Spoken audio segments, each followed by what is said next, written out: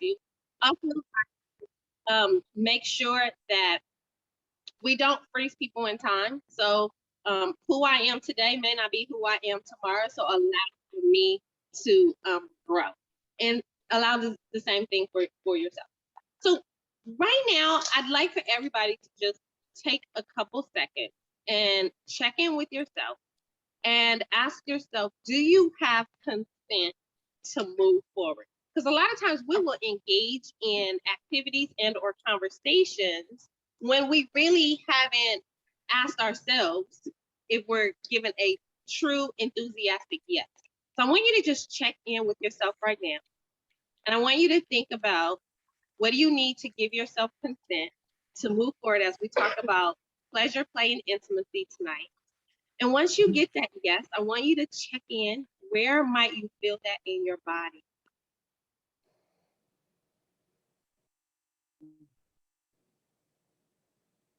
Okay, did anybody get a yes? All right. Do you want to share where you felt it in your body? I feel things. Okay. All right. So she says she feels things. She felt it in her head. She's a thinker. Anybody else want to share? Yeah. In your gut? Okay. Great. Great. Anybody else? Yes. Feel it in your chest. Okay. Great. So I want you to pay attention to where that yes comes from and be more aware of the next time you say yes. So let's now get into pleasure, play, and intimacy. What is pleasure and how do you play? This is not on lecture. We about to get into a conversation, okay? What is pleasure and how do you play? I think it means different things for different people. Like you say, we talked about the experience. Okay. Anybody else? What is pleasure? Pleasure is anything that brings happiness or joy or feel good. Anybody else? What's pleasurable? Food is pleasurable. Being in Touch. relationship. I heard someone on here say touch. Yes. If you feel Being fulfilled mentally. okay, Touch. No. Okay. Anybody else? What else? What else is pleasurable for you?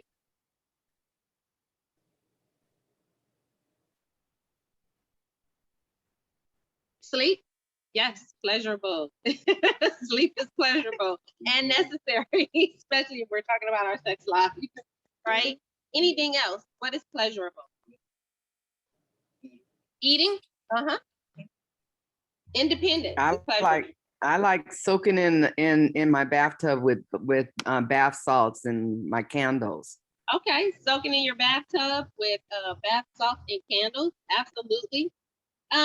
Anybody else want to share? I know we got a ton of people online. What else?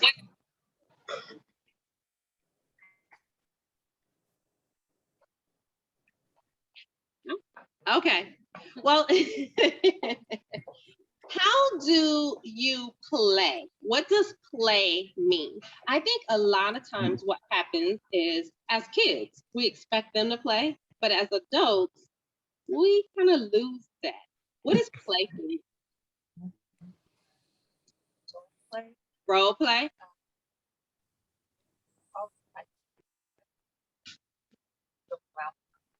Joking around? Laughter, fun. What else? Foreplay. Exactly. Foreplay. What else? Core play. More play.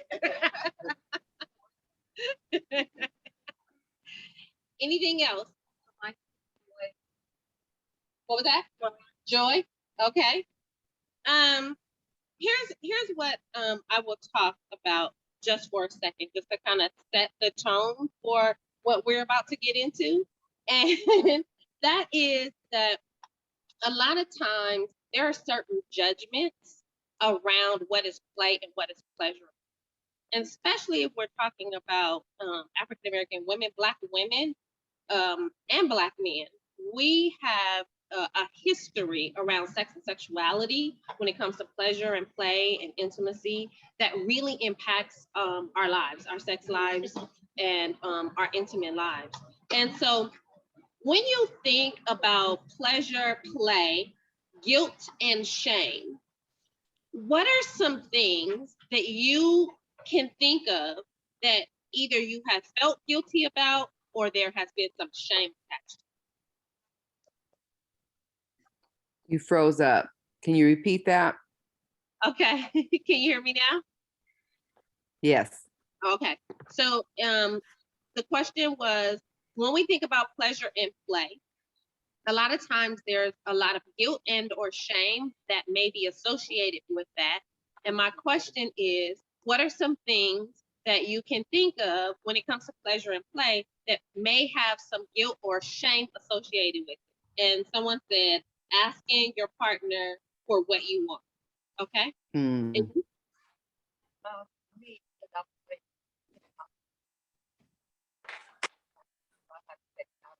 Okay.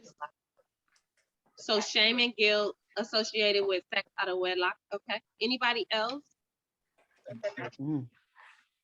Sex around shame and guilt around masturbation. Good.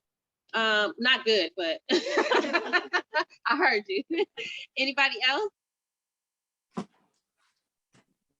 Anybody online you want to share? Having a crush on someone? Having shame and guilt around that? Okay. All right.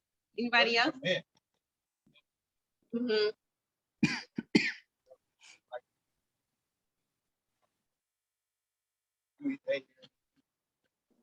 Mm-hmm. Mm-hmm. Okay. Okay. Oral sex? Mm-hmm. Anybody else? Okay. Good. Y'all are like, I came to just get information. I didn't come to play. We came to play tonight, okay? No, there's no shame. We left that out there at the door, right? We came to play tonight. We came to play and discuss pleasure. And here's what I will say, and I say it often on my radio show, and often when I'm dealing with clients, is that our brains are our biggest sex organ, right? If there is shame, if there's guilt says I did something bad, shame says I am bad, right? And so when there is guilt and or shame and we're in our head, it has a direct impact on our ability to receive, give, and experience pleasure to the full extent, right? And so when we think about pleasure, I'm glad that people brought up things outside of just genital touch and penetrative sex, because not everybody has sex like that, right? And I think it keeps us in a box, and it keeps us from being able to really explore the eroticism of our sexuality and our sensuality. And so tonight, I really want you to really think about what you would like to do to play. Like, what does that look like? If you were uninhibited, with no guilt, no shame, and no filters, because I believe every time we get in the bed, we get in the bed in a crowded bed with all of our stuff and all of the stuff that someone else gets in the bed with us as well. And so if you didn't have anything that was inhibiting you, what would play look like? I see smiles on y'all faces. It'll be too Too hot to handle. What would play look like? Like what though? What are you picturing? I said dancing naked. Dancing naked, okay. How many of us dance naked? With your partner. A whole one hand? playful goddess. No rules, yes. Playful goddess, okay. Touching, now that is very vulnerable. Someone said touching myself in front of my partner, and that can be very vulnerable. But that's like next level intimacy, right? That person is involved. Right? That's like next level intimacy. because people are so afraid what they look like and things like that. So what else? Uninhibited pleasure and play. What would that look like? Yes.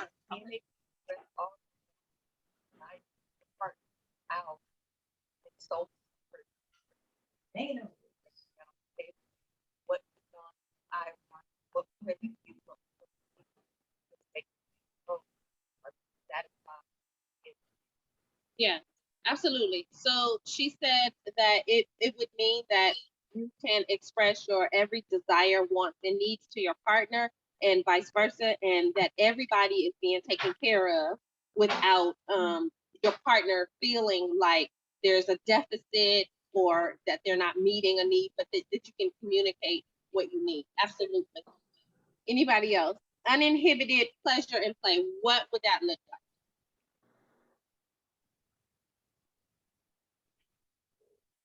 I know y'all got some fantasies in your head. Y'all scared to share. I said uninhibited. Okay. Unprotected sex all the time. Without the risk attached. Okay, what else? So you see how just freeing that was to just remove those kind of barriers? Imagine what your pleasure would be like if those barriers could be removed, right?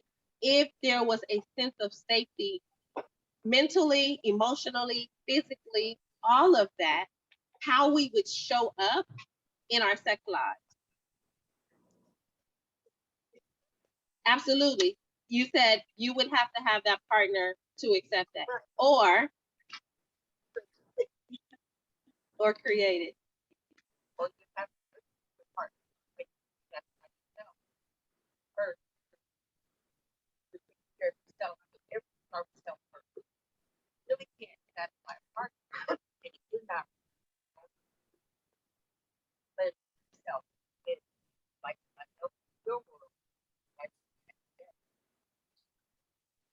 I wholeheartedly agree with what you said, that it first starts with self. Your relationship with yourself is super important, because if you want your partner to provide pleasure for you, how do you know what you enjoy if you have not explored it, right? And so then we go back to the whole thing about guilt around masturbation. Well, come on, I sent you a text and Deborah sent to me. Where do you think that comes from? Childhood. Oh, how'd it go? And my question was, now don't Wow. for me, not you. For me, I've always wondered, how is it that I can go get a massage and get my feet massaged, my hands massaged, or I could massage my feet, or I can massage my head if it's hurting, but I'm not to touch my genitals.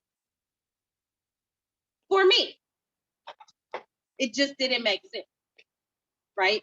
But I always tell people, do not violate your own erotic integrity. What does not feel good for you, don't do. But have an honest conversation as to, does that belong to me, or was that given to me from someone else? Does that make sense? Okay. So let's talk a little bit about how well you know your body. You have a question? Yeah, a lot of times this gives us a lot of boundaries, a lot of discipline. So that can be, sometimes our parents do, when they were taught, they other a lot of boundaries. Because Black women sexuality exploited, but you don't want that. Well, you're absolutely right. For those of you who are online, I'm not sure you can hear her. I'm gonna say repeat what she said. But she said a lot of times boundaries come from church, and then also boundaries come from parents, as well as boundaries come from society. And because Black women's sexuality has been exploited since coming to this land, our sexuality has been exploited.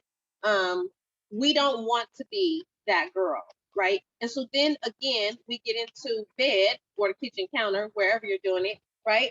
And we have all of these things downloaded into us, and it impacts our ability to really experience pleasure.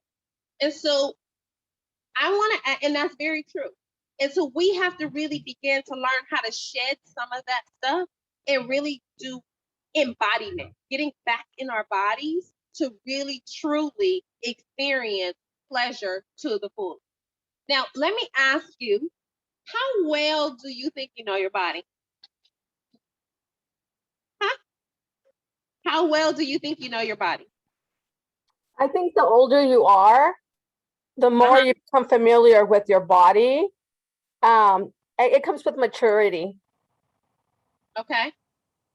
So they said the older you are, the more familiar you become with your body, and it comes with maturity. Okay. Some people in the audience are saying not all the time, and that's true for many people, but I also think too that can be very much so true for her as well, right?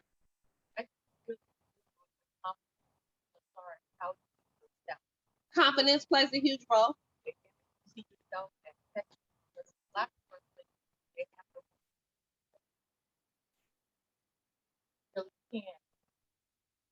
I feel like you really can't give your partner. You know, if you don't have Is confidence, is sexy a look or a mental state? Yes, it's a mental state. We're gonna kick him out. No? The guy here said, I thought it was look. But confidence does play a huge role in it. And that is what sexiness is. You can be absolutely sexy, covered completely up, right? There's a thing called jonge, and it is really practiced in Senegalese, in Africa. Senegalese, the art of seduction, right? And it has nothing to do with how you're dressed. It's how you carry yourself, right? And when you carry yourself in that way, imagine what it does to the brain, and imagine how you show up in the bedroom and how that may increase your pleasure. Does that make sense? Okay. So on a scale of 1 to 10, with 10, I know everything there is, to 1, I know absolutely nothing. How would you rate knowing your body? 6. 9, okay. I see that 9 over there. What else? Anybody else? How about online? 7? A 2? Okay. Okay. How did you get to know your body? How did you get to your 2, your 9, your 7? What did you do to get to know your body? Masturbation. Okay. Anybody else? She said married twice. She said married twice, 5 children. Masturbation. They're not taking after they have their pleasure. Okay. Okay. What was that? Yes, looking in the mirror. So I am a part of an organization. It's a body product and a mental health product, and it is called Be Self-Made. And I am the psychologist that has worked on the psychological part that goes with the body. No, body image is in here, but it's actually a intimacy serum, right? So it's a lube, an intimacy serum. And so I do have some giveaways tonight, and it actually comes with a mirror so that you can look at yourself. So when we look at ourselves, what are we looking for? When you look at yourself, what are you looking for? You're looking for perfection, okay? You're in also your imperfection. You're looking That's at your hard. imperfections. Mhm. What else? What else are we looking for? How about online? When you're looking at yourself, what are you looking for?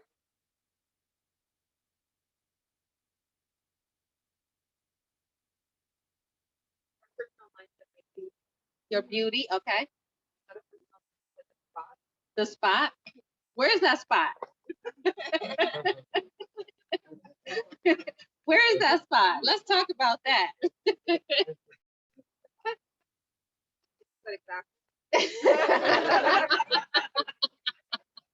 Let, is there more than one spot? Is there? It changes? There's a G spot? Okay. Is there really a G spot? Is there? A resounding yes. What if I said there wasn't? You wouldn't believe me? And if there wasn't, I'm curious to know what it is. All right, let me, where, let me see something.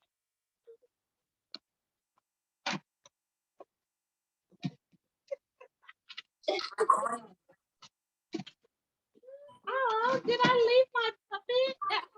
Oh no! Did I leave my puppet at home? Oh my gosh! Wait a minute.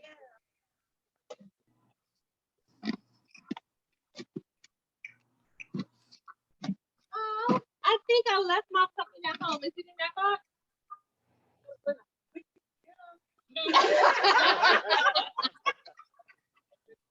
Okay, it looks like I left my puppet at home. I'm so sorry because that's like my biggest teaching thing. Hold on. I might have a backup.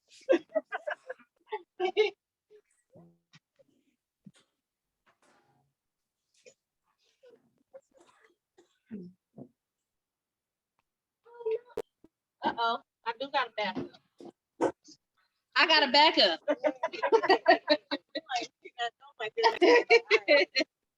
Okay, can y'all see this though? Online, can you see it? I was trying to see if online can see. Okay, can you see it against my white shirt? Is that better? Okay, You can see it.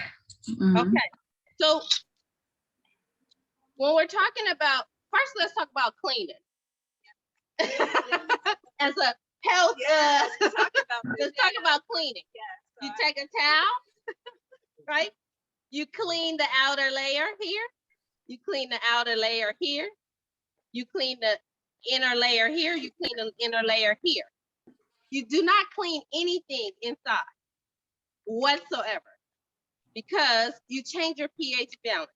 You have good bacteria in there. Your vagina is a come on, doctor. Self-cleaning, so you don't need any other products to clean that up. So you don't need any products to clean inside, okay? You don't douche, you don't, nothing goes in there. Needed water. Yes. But yeah. Water, but you shouldn't be going inside at all, okay? If it has your natural scent, that's good. If it has a funky scent, you still don't put anything inside of there. You go to the doctor. Okay, so you clean here. What is this right here? This is our clitoral hood and the clitoris. Now you asked about the G-spot. Now my big puppet would show this much better, but this is what most people think is the little clitoris right here.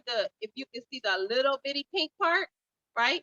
But the clitoris actually looks like this. For those of you who can't see, this is what the clitoris looks like, right? So when you think about the vulva being on the outside, and this is the part that you usually see, when you go in and you hit the back, how do you get to the G-spot? In and up, in and up. What are you hitting the back of? The clitoris. So the doctor, Dr. Rena, who got credit for the G-spot, was actually the back of the clitoris. Okay, and your clitoris has 8,000 nerve endings in it. Y'all only got 4,000 nerve endings in your penis. We get twice as much because y'all get on our nerves. Twice as much.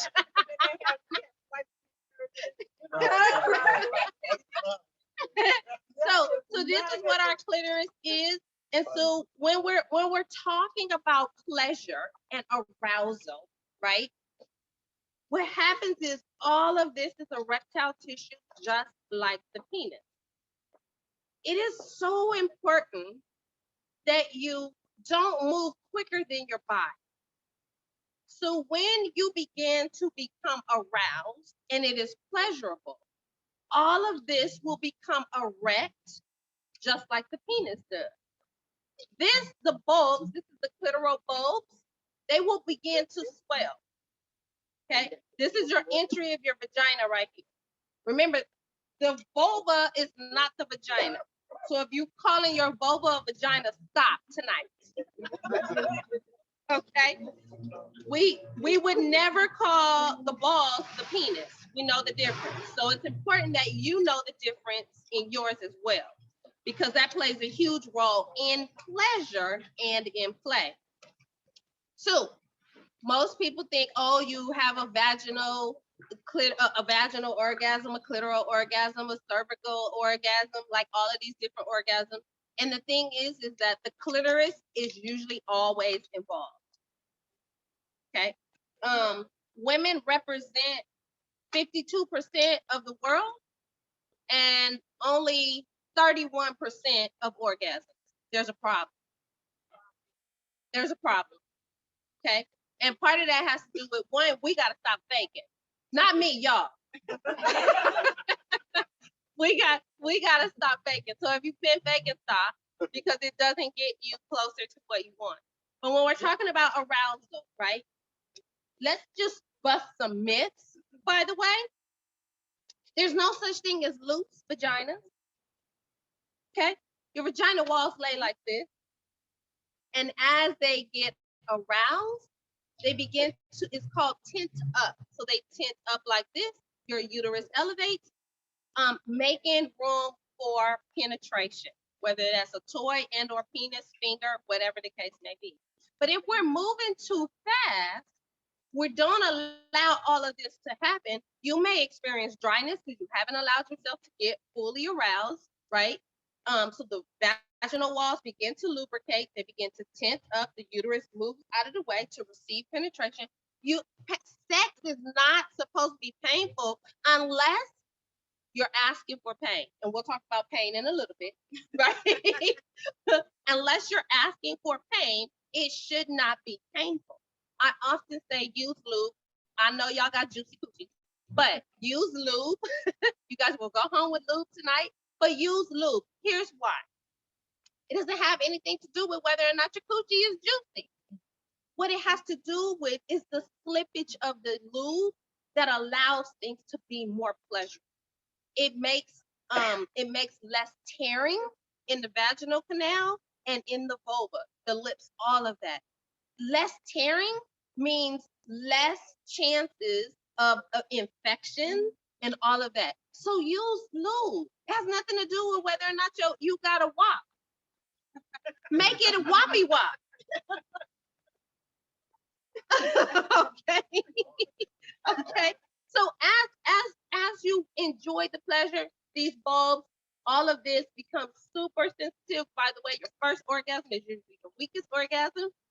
So go for another one, right? But that's when penetration may be the best feeling for you after. You know that gas, once they enter, you like, that's because these right here have swollen and made it a little bit tighter. And that's what you feel. So by the way, the shallow part of the vaginal canal is the most sensitive. The inside of your vaginal canal is pressure sensitive. So you don't get a lot of pleasure from that. And it's believed that it is evolutionary to help with childbirth. That's why we don't have that many nerve endings inside the vagina. These nerve endings are right here in the beginning, so that shallowing thrust can feel really good. Does that make sense? Okay. and everybody's different. So whatever I'm saying that makes sense to you, take it. If it don't, tell your partner, go deep, whatever. Okay. So that's part of knowing your body. Now, just because we all have 8,000 nerve endings doesn't mean that they're all compacted the same.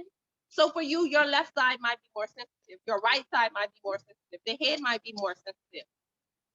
It's really up to you, but that's why it's important for you to get to know your own body. How do you get to know your own body? Start with your hands.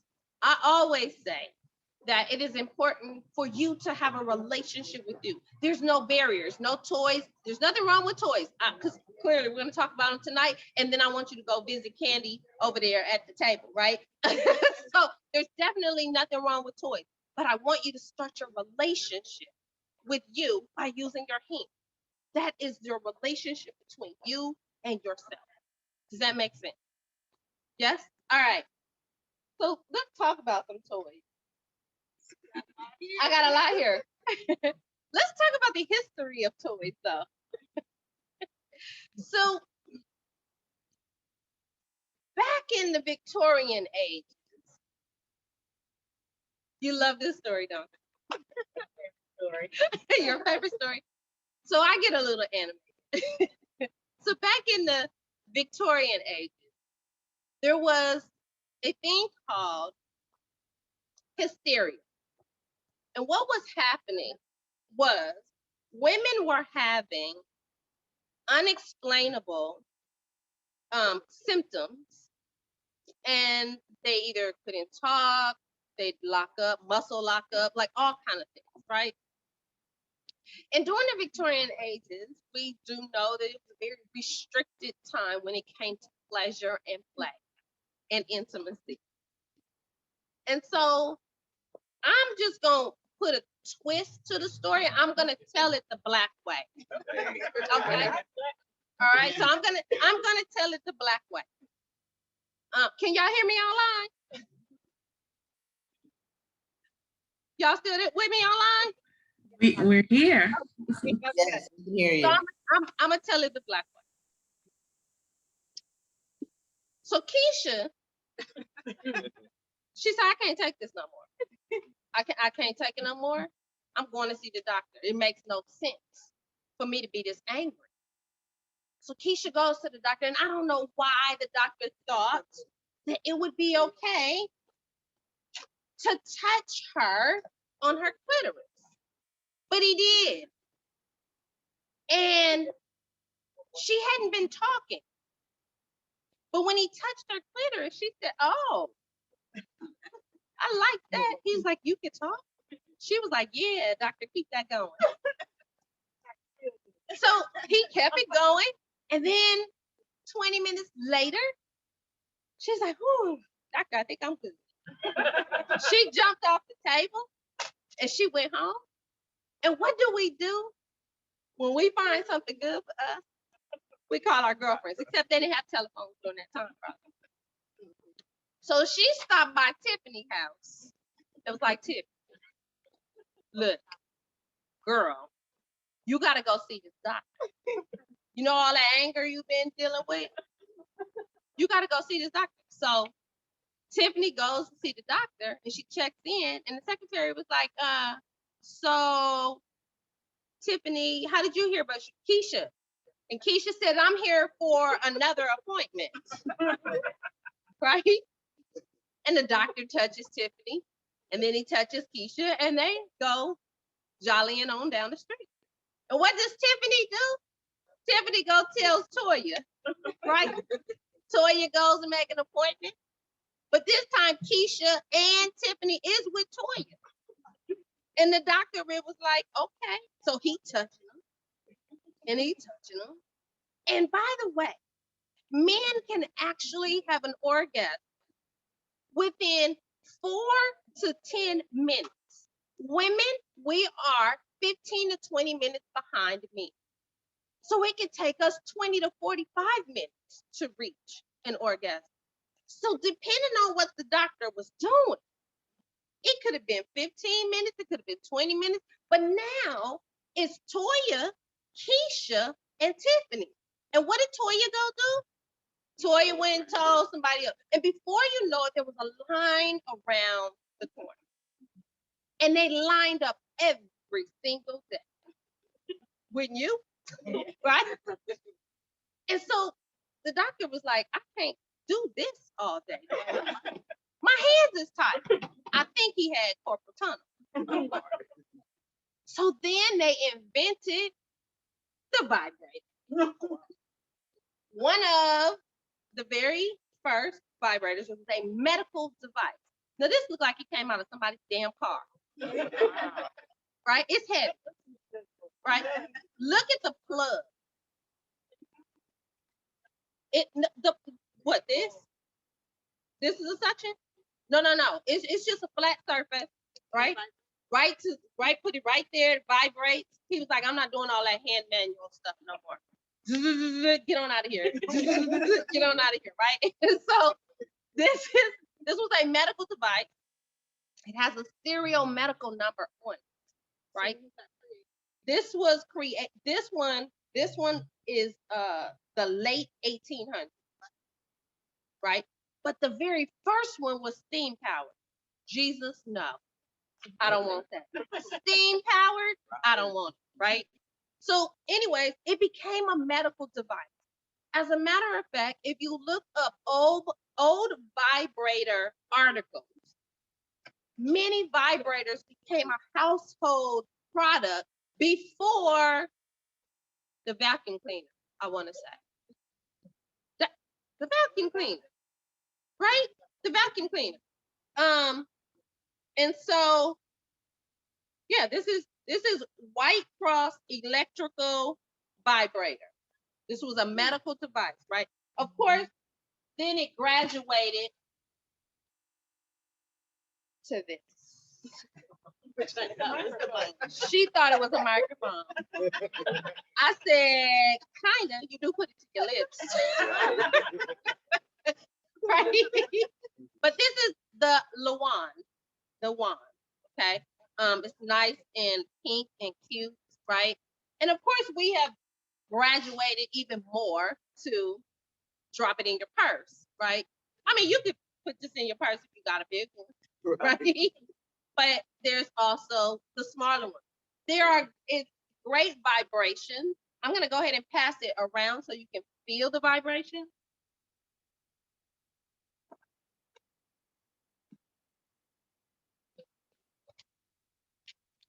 And so pleasure became a thing.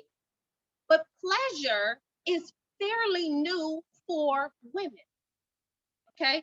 Pleasure is fairly new for women because everything about pleasure has always been about the male gaze, right? Even our porn is dictated, unless you're watching feminist porn or ethical porn. Okay? Y'all faces like ethical porn. Yeah, we'll talk about that in a second. And so all of this pleasure was really about the male gaze.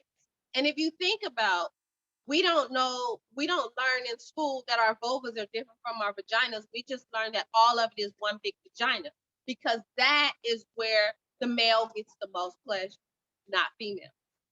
Does that make sense? All right. So, of course, we've graduated from this to the wand, to the small wand, and even the small wand has a nice little buzz to it. Now, these toys were washed today because I used them last night, but not just playing. I'm just playing. These are all demonstration toys. They have not been used, not ever, right? And the thing is that when you look at male invented toys versus female invented toys, they look very different. Male invented toys is a lot of like big chunky stuff, right? because they got a dick on them. I mean, a penis on the mind. Got where I was right quick. Right? So they, you know, it gets, now this is split, but you know, male invented toys are more phallic looking, bigger. Women toys get to the point, right? They may have a phallic and they may have ridges, but they also may have a part that is stimulating the clitoris as well, right? So this one is a vibrator that not only just vibrates, but also heats up. So when you're talking about play, you're talking about temperature play. How do you play with temperature? Warming things up, making things cold, all of that. Textures, all of that. This is one that people are, now this one has been going around like crazy, the rolls, right? And you can either get the one that just has just the rolls, it sucks the clitoris, or you're on your table, I think it's called the womanizer, right? The womanizer. I have a, what was that? I know, it's small and petite, fit in your, you don't know how to turn it off. Oh, they want me to use it on, no. Y'all want to hear the buzz? Girl, it's on the jump.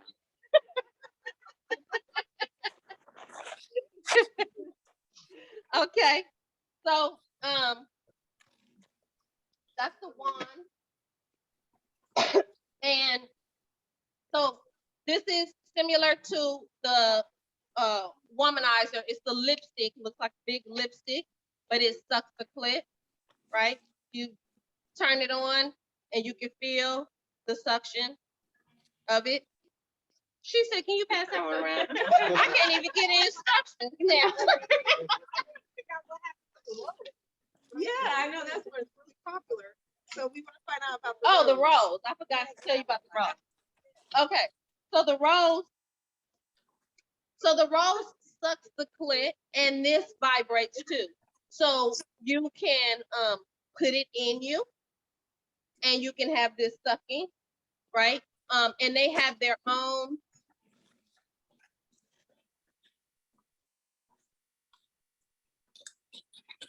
Now, I don't buy anything that take batteries no more. It is just too expensive. You buy stuff that have chargers. So my whole house was everything was being charged yesterday. My daughter was like, the entire house, all the plugs are taken up. Oh, okay, so can you guys see the rolls? Can you see it up against my shirt? So this right here sucks the clit. And this can go inside, which is also vibrating. If you see it jumping around on my hand.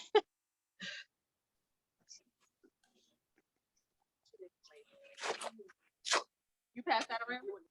Oh, so this is the womanizer.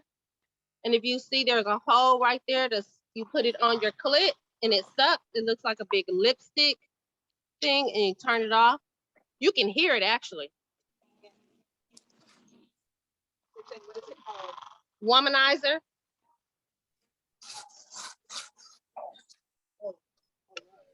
That's the roll.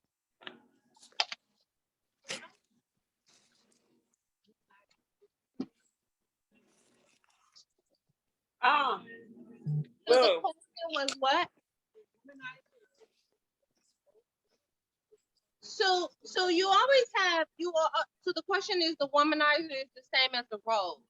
Here's the thing. Women start inventing stuff and it works, right? Well, everybody wants to get their bid in. So all these different toy companies start making them. So the Rolls is one company, the Womanizer is another company. Bedroom by Candy has their womanizer too. So you can, it just depends what works for you. I like a lot of pink stuff and a lot of cute stuff, which is, you can get a lot of stuff by Bedroom by Candy, which is pink and purple and all that stuff. So I like a lot of pink stuff and a lot of purple stuff because those are my company colors, and that's what I tend to use. Then there are Then there are ones that curve to really get it. Now this one, it plays by you can sync it to your music, and so it can, so instead of vibrating, instead of just vibrating, it'll vibrate to the music. Yeah, so it is a smart vibrator, right? And can be used. Also has a heat. Again, another pink one, a curve to get in there.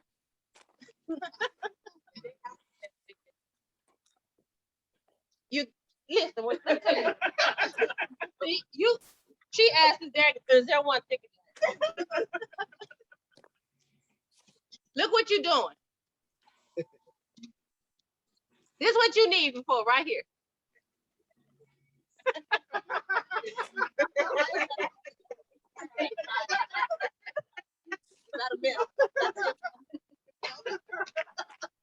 So the question is, does size matter?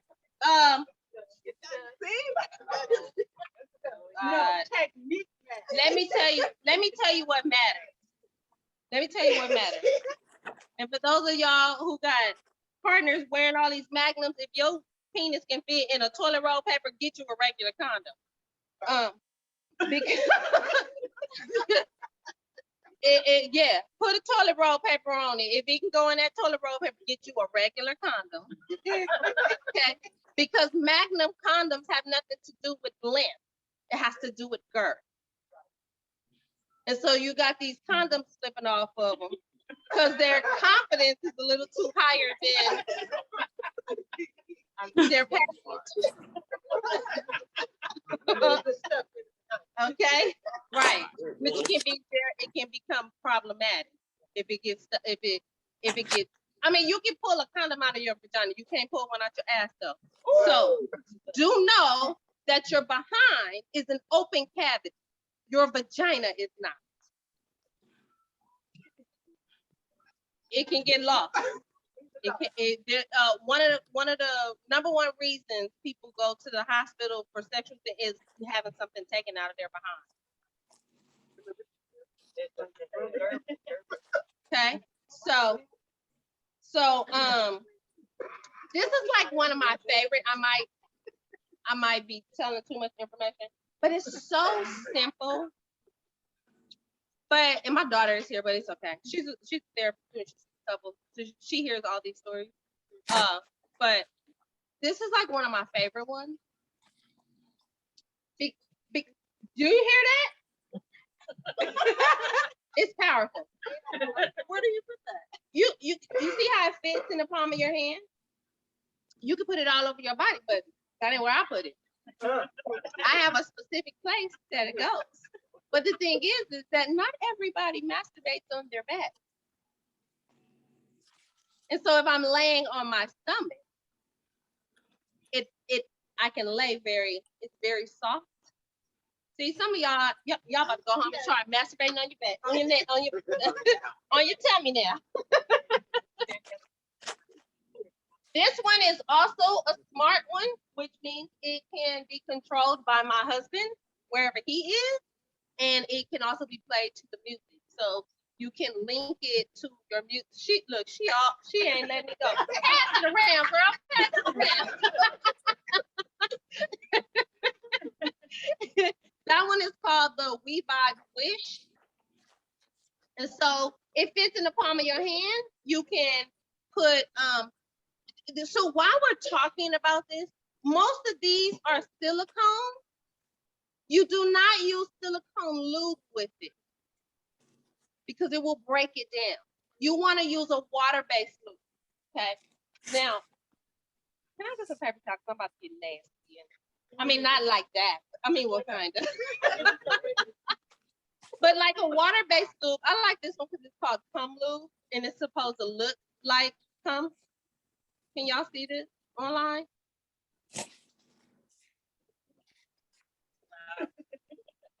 Right? I can hear that. And so, can y'all see that?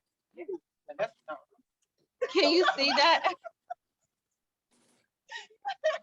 That's what I'm talking about.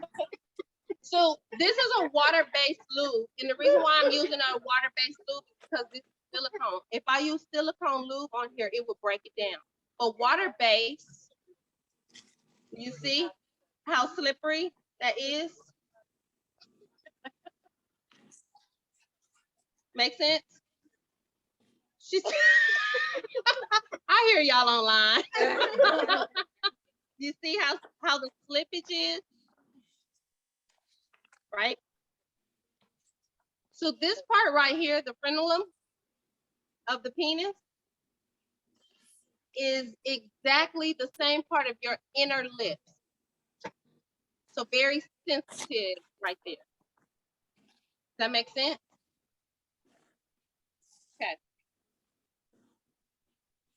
Any questions? I think that was whole. She said, can she take it? How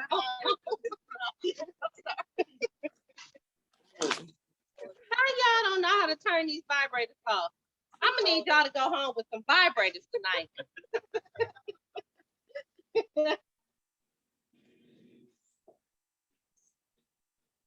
You hold it. Ain't that? Okay.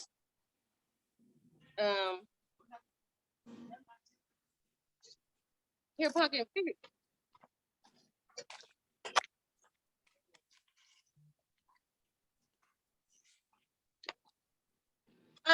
Other, huh? My daughter, yeah. Yeah, I'm having my daughter fix the vibrator. Other things when you're coming, when you're talking about play. So one of my favorite lubes is Uber Lube, but this is a silicone lube. Okay, so if you're using a silicone lube, you have to be very careful on silicone. You can't use it on silicone too. Water based. Right. Unless you're putting a condom on your toys. You don't want to turn off? Well, okay. Wear the battery down then. Right. Other things that consider play. Now this one is usually liquid. I didn't finish boiling it. You just use this over and over again, but it's usually liquid. You got it to turn off. It's usually liquid. This is by Pure Romance. I like it because it's a heating thing. You guys have a heater kind of thing? Okay, Bedroom by Candy has a heating thing. You know, I'm for supporting Black folks. So, it's usually liquid. You can just use it over and over. There's a little silver disc in here. When you hit it, it turns into a heating pad. So you pour some oil on it and then you massage. Does that make sense? Then you massage and it stays heated for a long time. Then it turns into this rock hard crystal thing. You just drop it in boiling water and it turns to liquid again until you're ready to use it. You just hit the disc and it heats up. So that's another thing about play. I don't think we take enough time playing. We get right to it. Foreplay is like 2 minutes, 5 minutes. Okay, for y'all that want to swear y'all go 45 minutes. But put on music. I bet you don't last the whole song. Maybe. Anyways, you need more time. Make time for play. Do you guys remember when you were in school and they let you out for recess? Nobody ever said, I'd be glad when recess is over. I just want to get back to the work. We didn't. So it's important for us to play. Take your toys. These are all, you know, I do this in churches a lot. They're actually my biggest people that I do a lot of churches. Because churches are realizing couples are struggling in their sex lives, right? And so I was calling them toys. The pastor was like, well, no, those are actually sexual enhancers. Okay, whatever you want to call it, sexual enhancer. Take your sexual enhancer to the bedroom or wherever you guys doing it, kitchen, wherever. But make sure that you're having fun and you're making time for it. Okay. Other things for play definitely is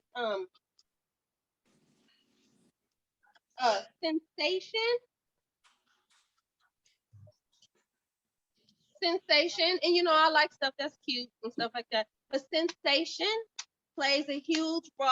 She's like, no, too close to slavery. But can I demonstrate? She said, no, I don't want to trigger you, but I just want to, can I demonstrate? Okay, I want you to close your eyes. She got an attitude too, a whole attitude. Close your eyes, and I just want you to pay attention to what you feel.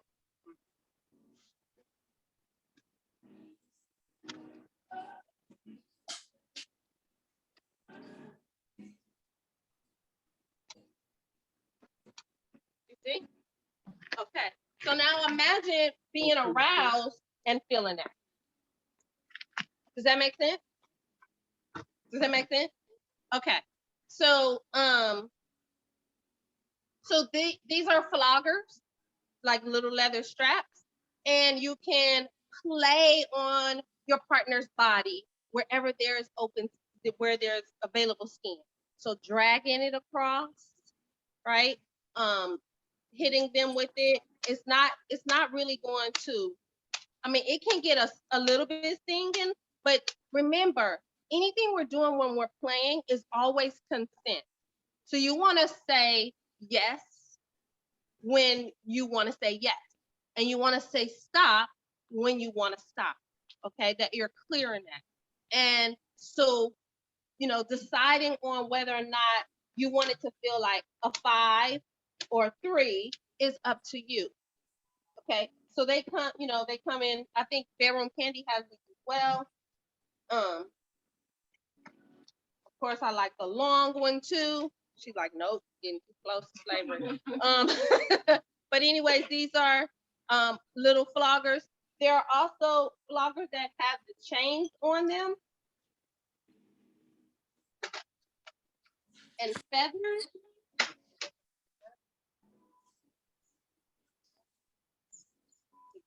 No. Well, there was, oh, it's right here.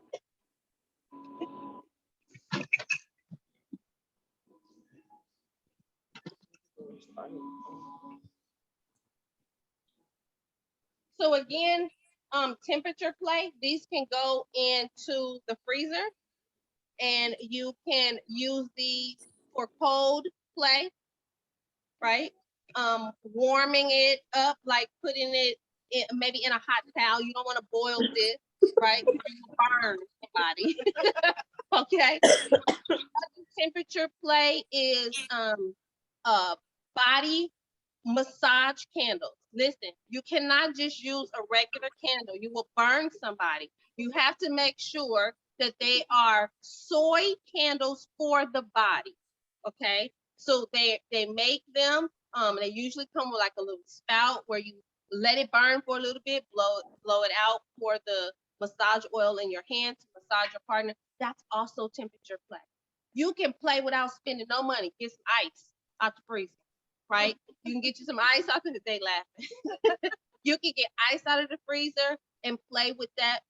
But one of the things that really makes play fun is mask, right? Mask, handcuffs. These are the satin handcuffs where you can tie your partner up, tie you up, whatever. And of course, you know, I got my, everything got to be bling, right? Your handcuffs. That, can you guys see that online? Yes, no? Yes, yes, yes. Okay. So of course the bling handcuffs that you can play with, they do have a safety, release button on it as well. But remember, everything is about consent. Of course, I have a bling mask too. For dress up, you know, you can play dress up. Someone asked me about the harness that I have on. I always call it, it's just like outer lingerie. You, when people see it, they know you play, right? So You can, especially if you go to like dungeons or anything like that, where there is that is the adult playground. They wear them there. If they see them out in the public, they typically believe you play. So It's a good question. I think. Yeah. Right. The question that was brought up, inhibition. I think you mentioned like being able to tell your partner what you like without them. But what if a person or a partner does not like what you like or you're interested? How do you do it? So you're So- not at odds. So like the dungeon. I mean, yeah. So yeah, how do you do it? get a new partner. No, no.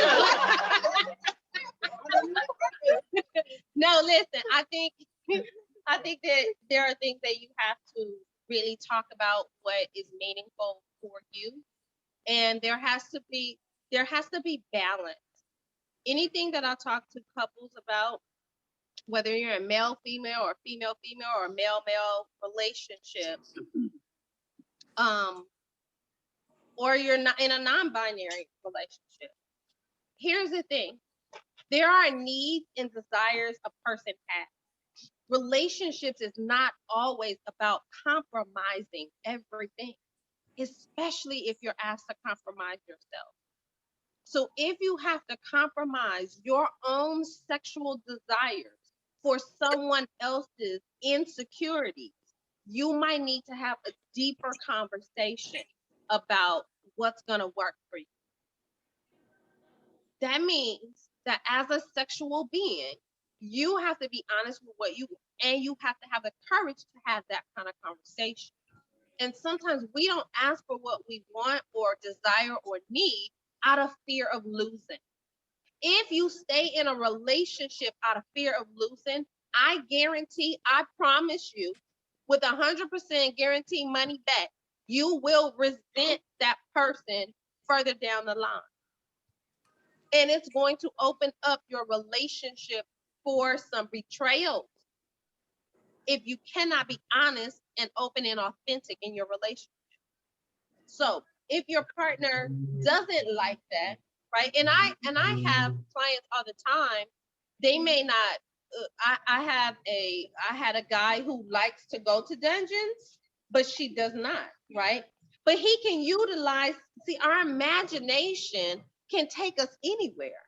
So he utilizes his fantasies in their bedrooms, and you can create an environment like a dungeon. So he's still getting what he wants because he wants to be with her. So, and that's where playing and pleasure and being honest comes into play, right? Then of course there's, bathtub.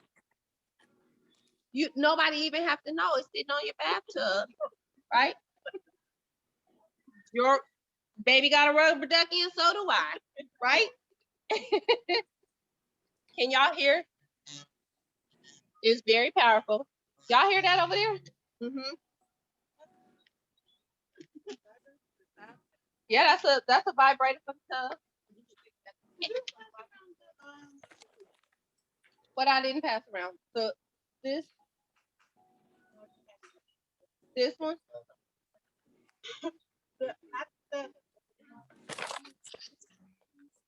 this one, this one.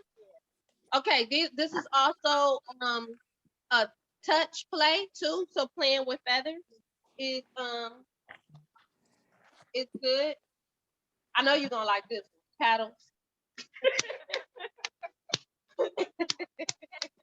Right? Paddles. Then there's also sensation play. I'm not gonna show y'all my nipples, but I got some nipples to show you. and that is using nipple clamps, right? Somebody's like, oh, that looks like it's hurt, but you just try it, right? And you can adjust it. You can adjust it to be a little bit lighter, but our nipples are very sensitive. But in a heightened arousal, it can bring a lot of pleasure. There are many men and women who can have a full body orgasm from nipple play. Okay, she said, wow. Okay, so these are nipple clamps.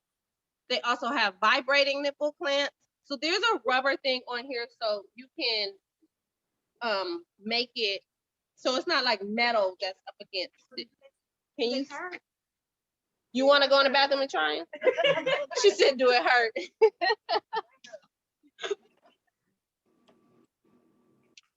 So question.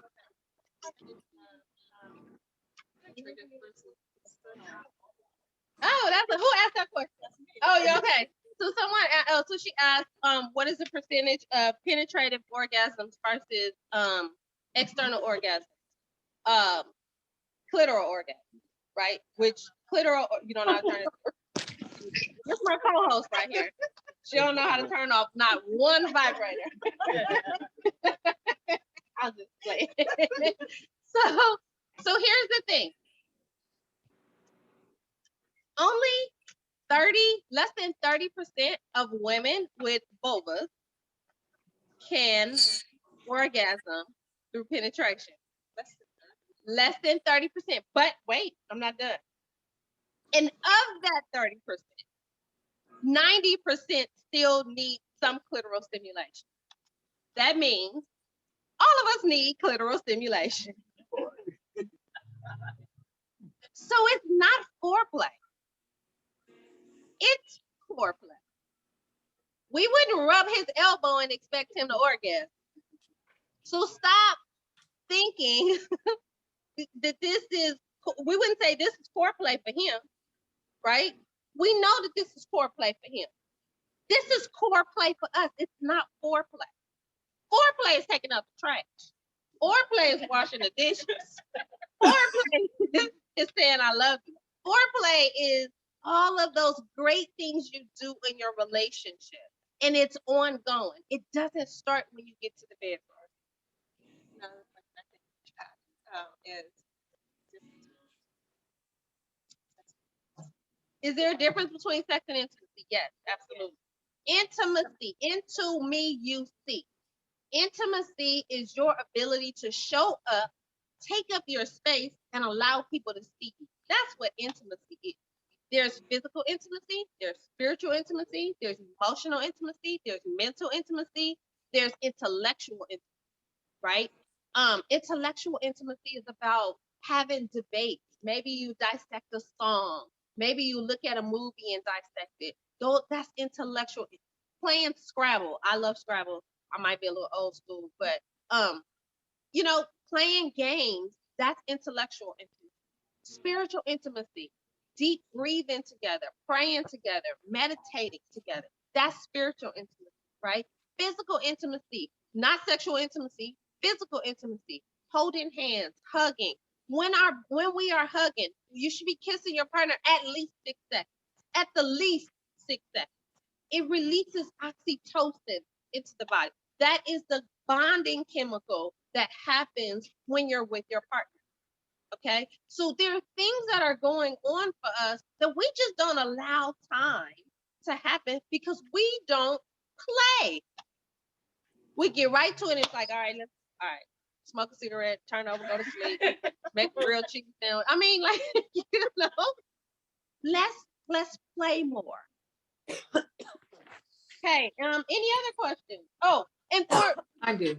those who have partners that have to wear the magnums and all that stuff, and that are too big, and perhaps maybe you are experiencing pain.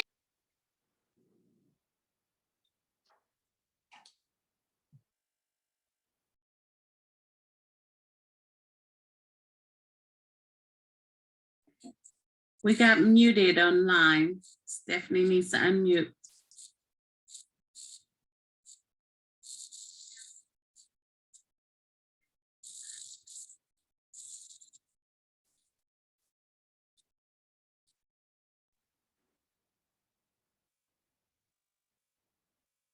We cannot hear you. We still don't have sound. No sound. No.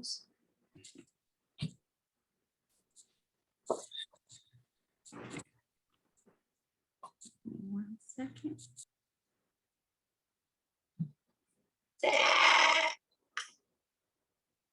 Hero.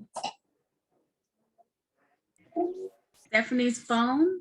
Someone needs to press unmute, please. There you go.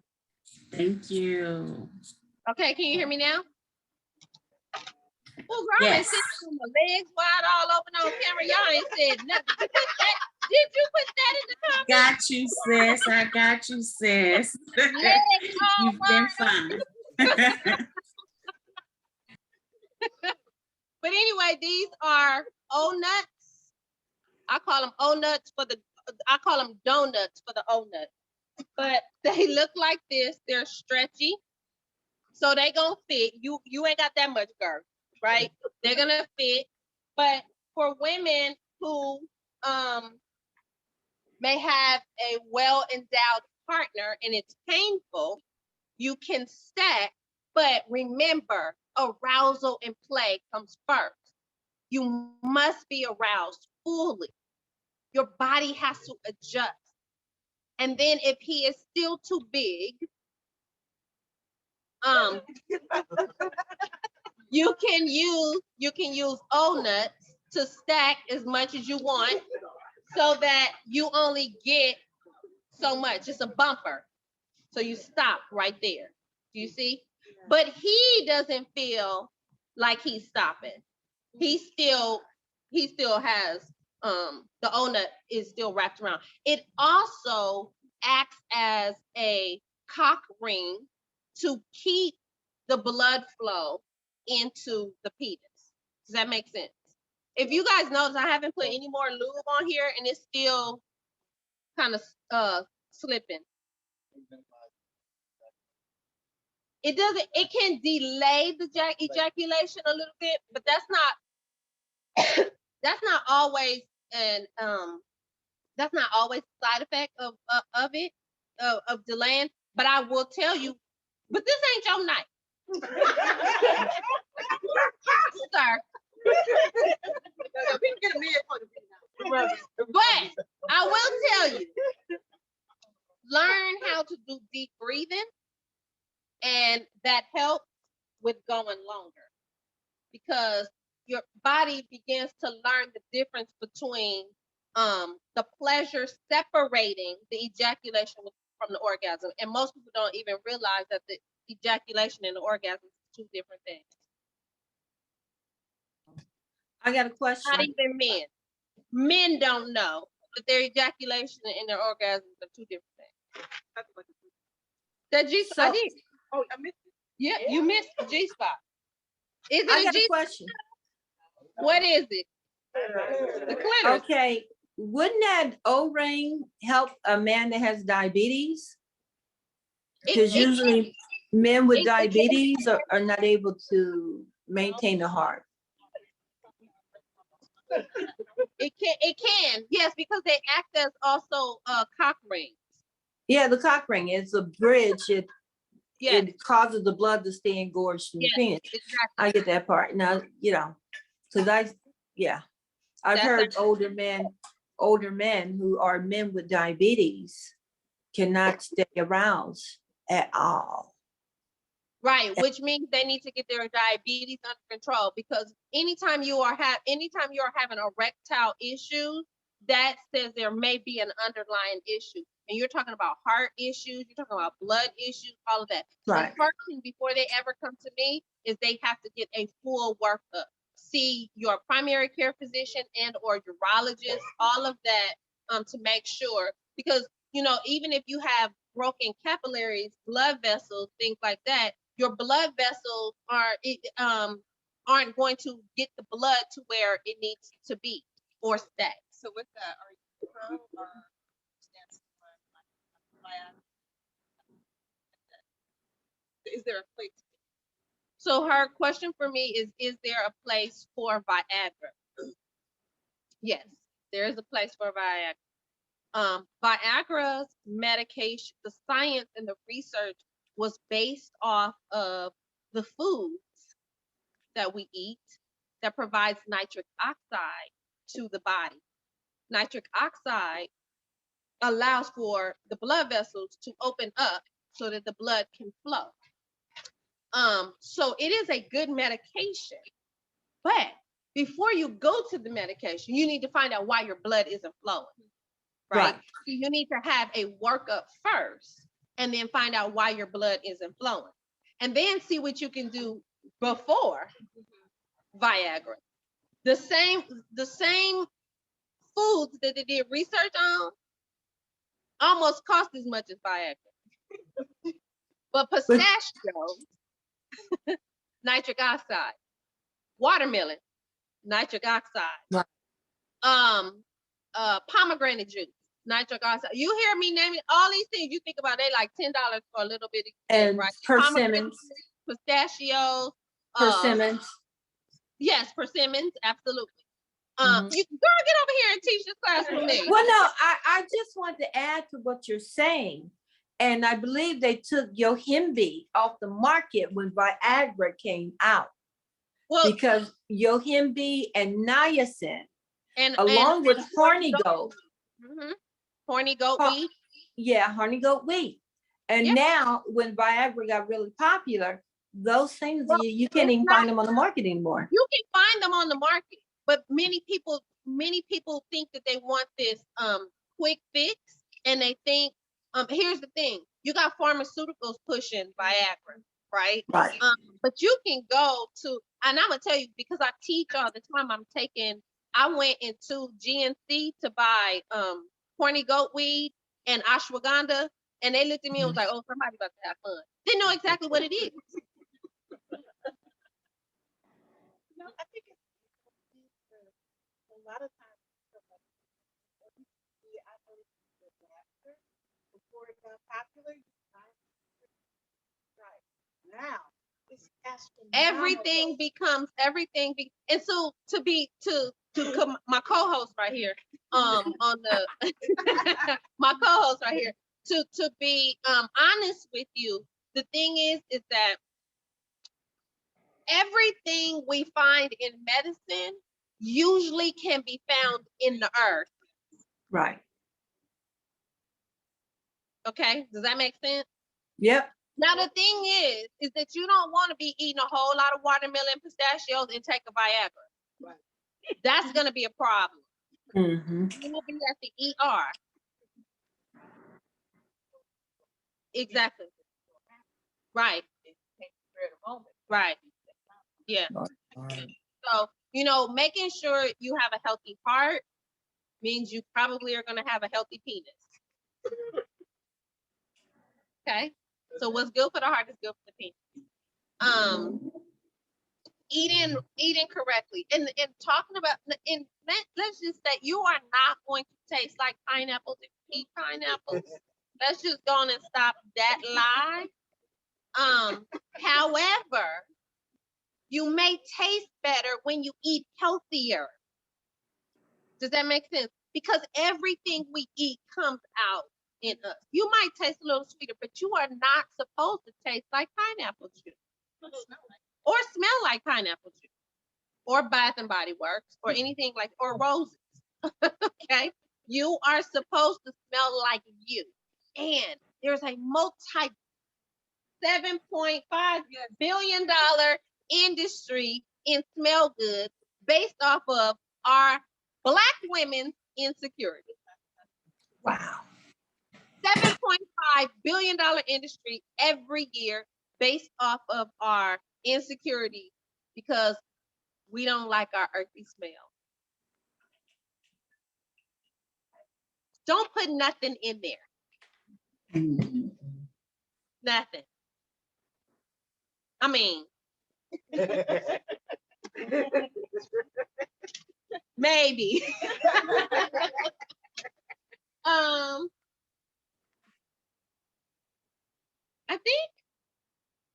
Any other questions?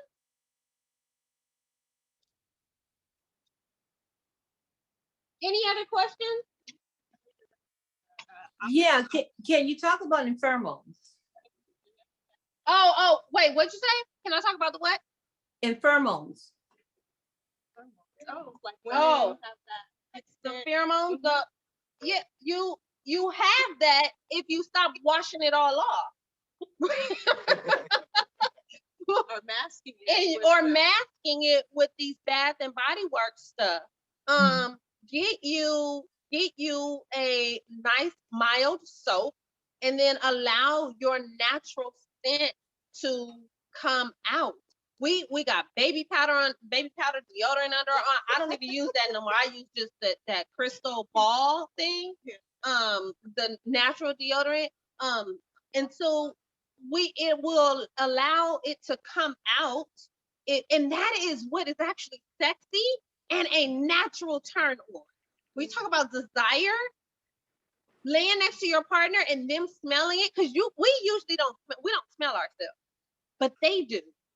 Right? And there's a natural thing that if you sleep with your partner in the bed and your partner gets up out of the bed, there's a natural thing that you do that you actually kind of move closer to their side, because there's a draw to them, because their scent, their cells are still there. And so we go towards that. I didn't talk a little bit about butt plugs, but I will. This is a glass one. And the reason why I want you can, let's go try. This is on a medium size. It's glass. It's glass. But notice that it had, again, temperature play. This can go in the freezer, right? Do not boil it. It's gonna burn. But it is glass, and glass is good because it's not porous, so you're not getting bacteria, right? But the thing is that all butt plugs, anything that goes on your butt has to have a stopper. Remember I said your vaginal canal is a closed area, but your behind is not. This will end up in your throat. No, I'm just playing. But can you guys see that?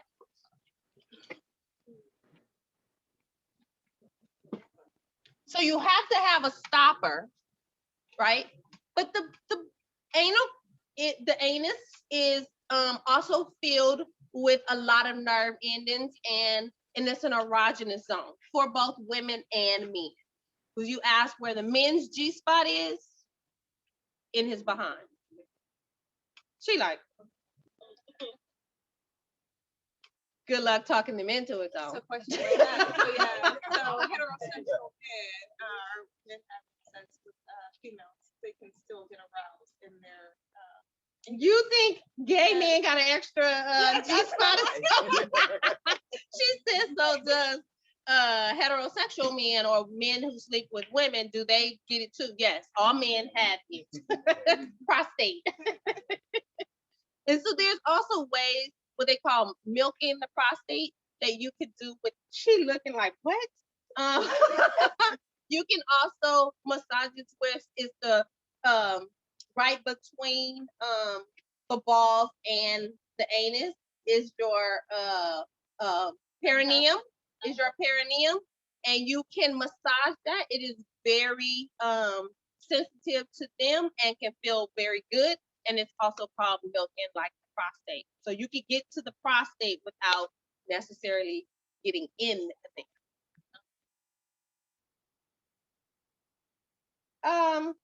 Anal play. Yeah. Oh, she's like, is you passing out for the rest? It's glass though. Mm-hmm. Uh-huh.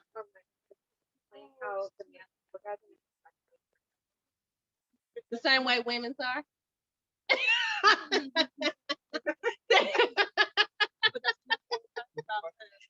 The question was how can I explain how the man's ejaculation and their orgasms are separate. They're two separate functions, but because they tend to happen simultaneously, people tend to think they are the same. If you are a tantric practitioner or you believe in tantric sex, you actually learn how to withhold your ejaculation. Here's the belief. When a man ejaculates, he ejaculates his life force. which is why he ends up going to sleep, right? But then they're like, oh, but it's good for the woman. If he ejaculates in her, there's all these vitamins. And that is true. It absolutely is true. If he ejaculates in you, your vaginal walls can absorb it, like all that. There's good, nice vitamins and stuff like that. But if he learns ejaculation retention, it absorbs back into his body, giving him more life force. But because they tend to think it's the same, and a lot of times it's because they don't learn breath control. They learn how to masturbate fast, quick, and in a hurry. So they in there, they ain't supposed to be doing it. They hurry up and do it. They got a death grip on it, right? They don't learn the difference in their bodies. And so it just becomes one big bang thing. And so they don't understand that ejaculation, women, ours is different. Why wouldn't theirs be? We can have an orgasm and we don't squirt, or you can squirt, which is ejaculation, and not have an orgasm. It's the exact same thing for men. They are two separate things. Did that answer your question?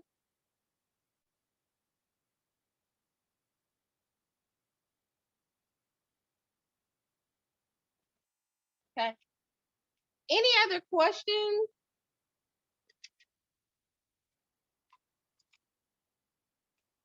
So pleasure is about taking your time and enjoying it.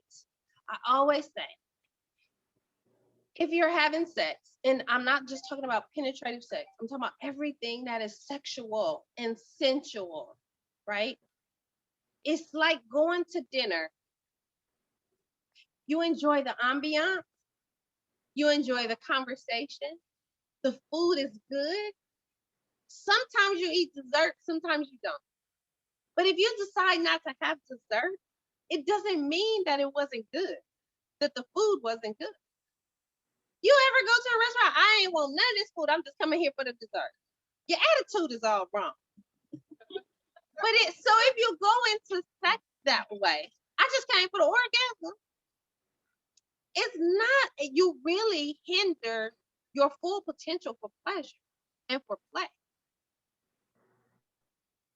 Because you're chasing the orgasm.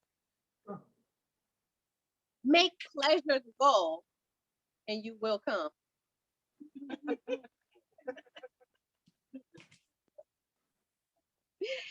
All right, I think if you guys don't have any more questions, I'm good. Well, I do have a question. Some women, did I get muted again? Oh, okay. When women squirt, what does their fluid consist of? Because it can't be the same as a man. And then when a woman squirt or ejaculate, where is it coming from?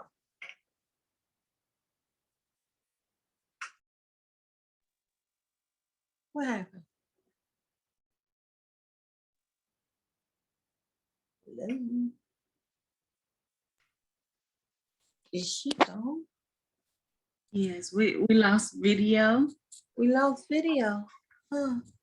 Hey, Deborah. They have a call coming in, or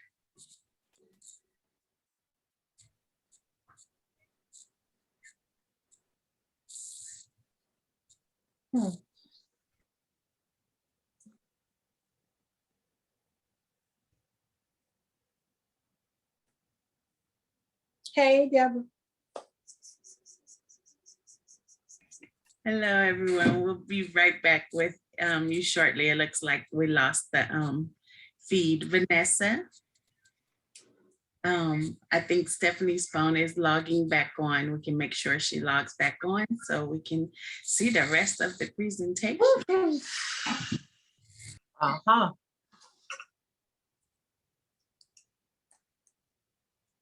Oh. So I'm still here.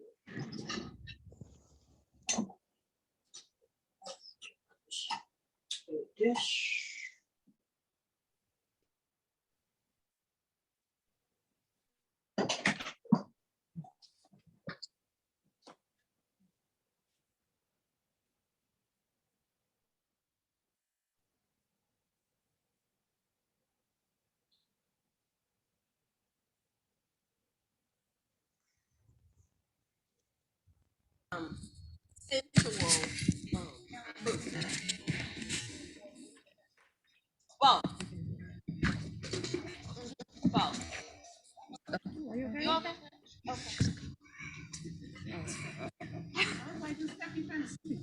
I was like, what's she doing?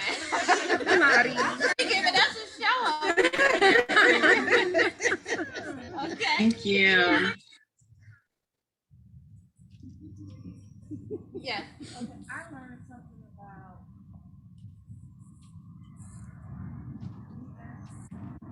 BDSM. BDSM. So I talked about it a little bit tonight, and so the it exhibitionist. no. So BDSM is under the umbrella of kink, and so a lot of times when you think of kink, what do you think of? It's like Whips and chains and all that stuff, right? But kink is anything outside of vanilla sex. Right, exactly. And so a lot of us practice kink without really understanding that we practice kink. But temperature play is kink, fetishes, things like that is kink. BDSM is about, when I'm talking about handcuffs and blindfolds and stuff like that, that's a part of the spanking, all of that. But in that community, consent. In the BDSM, in the kink community, we do more consent. We do more consent than most couples do. It's always a yes, stop, no, yes, right? Other than that, in our relationship, a lot of time we just like whatever happens, happens. We don't really talk about our needs. We don't talk. But in the kink community, there is a lot of consent and safe play and safe words because you can show up and be your authentic self if you know you can stop something. Does that make sense? So that's funny, you asking about BDSM, you didn't want me to pull out the whips.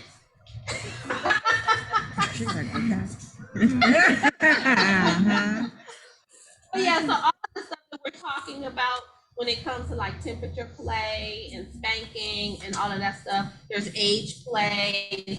So when y'all calling daddy, when you calling him daddy and zaddy, that's age play. Dressing up, all of that stuff, it's play. Talk about how stress, anxiety, plays a role in like willingness and performance. Yeah. So he said, talk about how stress and anxiety plays a role in willingness, and it kills desire, right? So one of the biggest killer of desire is cortisol. And cortisol is released in the body when you are dealing with stress. It's our stress hormone. And the only way the body knows how to get rid of stress is not getting our nails done and our hair done. The body does not recognize that as self-care. The body recognizes fight or flight or rest and play. And so the body doesn't know if you're getting your nails done that you feel that you're safe if you're stressed out. The body does recognize exercising as being safe. The body does recognize dancing, free dancing, moving trauma and stress through the body. If we don't move it through the body, the cortisol builds up.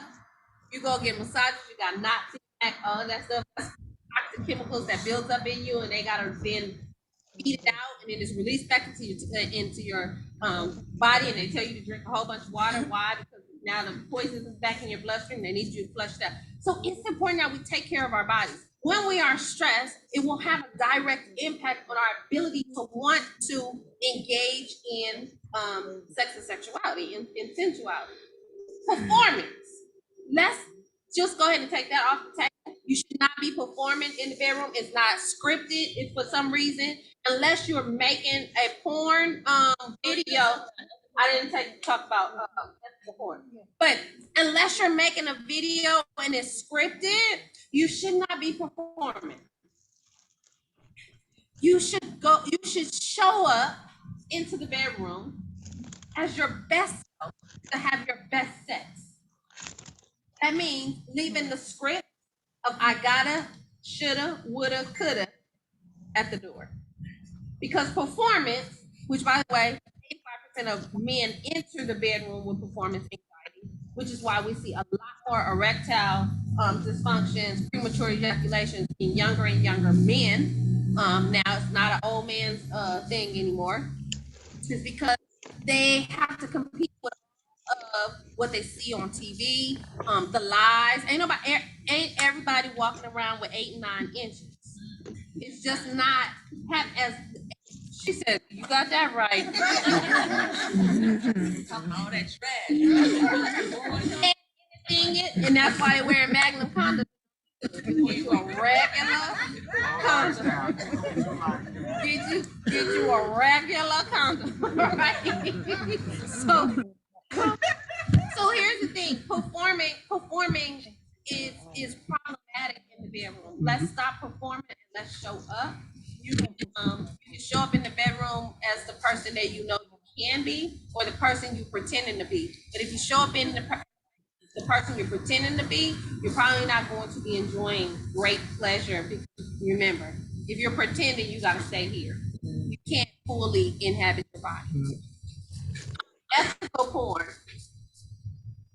So the difference between the free stuff that's out there and ethical porn is that ethical porn is, and just because they say they're ethical doesn't necessarily mean they're ethical, but ethical porn is more of a feminist porn that is usually written, directed, and filmed by women. They are paying the actors, actually paying the actors.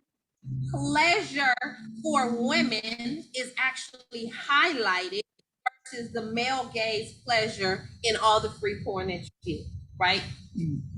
Ethical porn typically will show bodies that looks like me and yours versus everybody's body. Nowadays, you look at porn. I haven't looked lately, but nowadays when you look at porn, you don't even see outer lips and inner lips labia on women. A lot of them have had a lot of surgery removing lips, right? And so that it looks nice and tight and tiny, right? And it's problematic. Some of our inner lips, so now they call them inner lips, outer lips. But the thing is, because they used to call them larger lips, smaller lips, but sometimes our inner lips were larger than our outer lips and they could hang. Everybody's vulva looks different. It's like a fingerprint. There is nothing wrong with your vulva whatsoever. Okay, so if you think it's the ugliest part of your body, get you a mirror and fall in love with it. Because it's not. It looks different. It's supposed to look different. That is your unique you. Love on it, love on her, and know that she loves you back.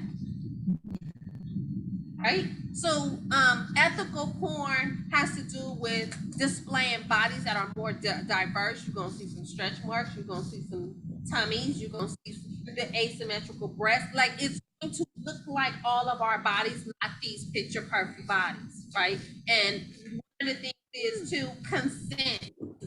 So there's several, I'll give out some. Belleso, that's BELLESO. I'm sorry, BELLESA.co. And that is one that is filmed by women and erotic stories curated for women. Now, the thing is that you're gonna pay for ethical porn. This one is $3 a month.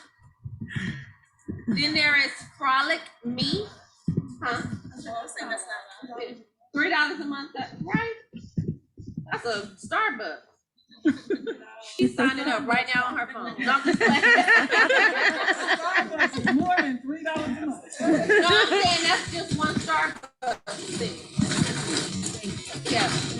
There's Frolic Me, and that's if you're into like more sensual, romantic videos. And then there is Quinn, Quin. There is Bright desire, and that's like $22.95 a month. There's Kink label plus, and that's like $10 a month, $9.95 a month.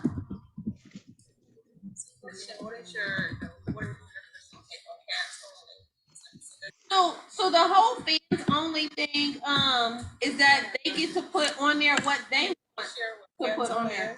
Fans only.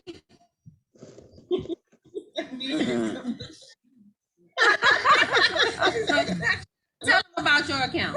No, I'm just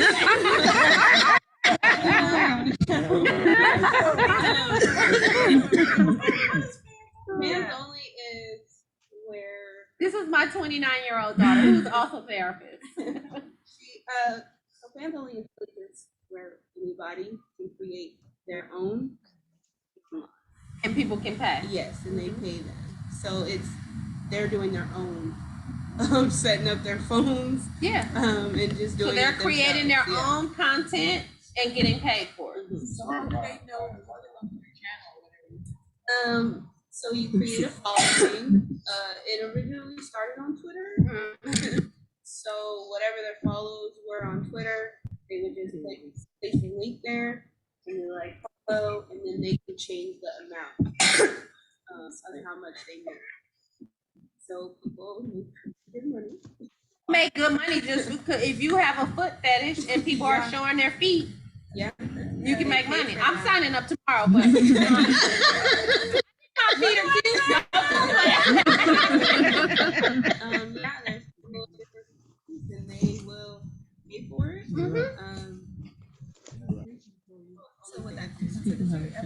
Yeah, because that's them putting their own. It's consent, their consent. Are there any other questions? Did y'all learn something? Yes. Yeah. Can I just share one? A friend of mine texted me. She's been on it. She's probably still on it. She said, "Girl, I just need the right man to have these experiences with." So thank you so much. Well, she better start having them with herself first. Right. Ma'am. And that is so true. Yes, have these experiences with yourself first. And teach the next person that you with how to please you.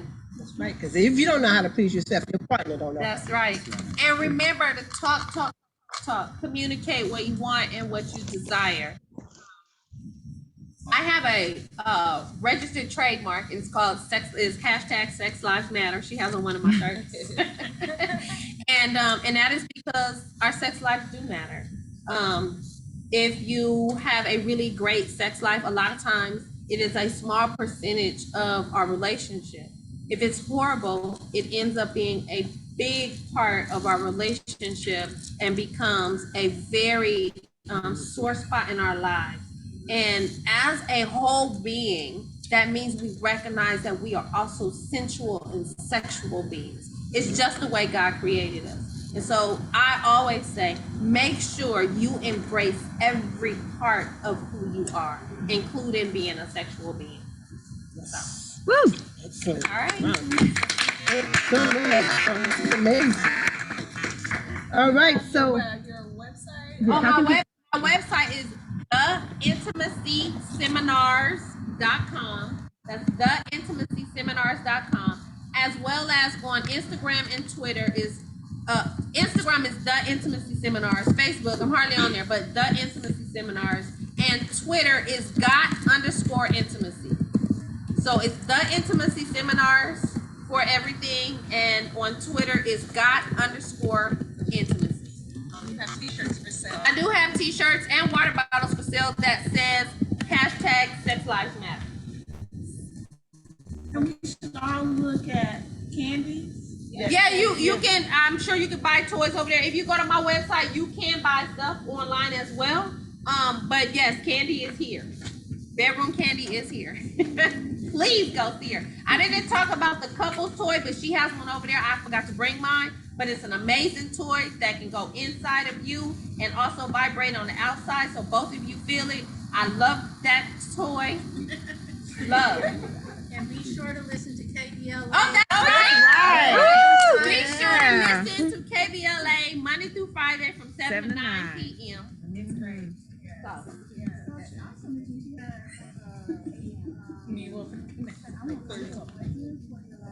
Oh yeah.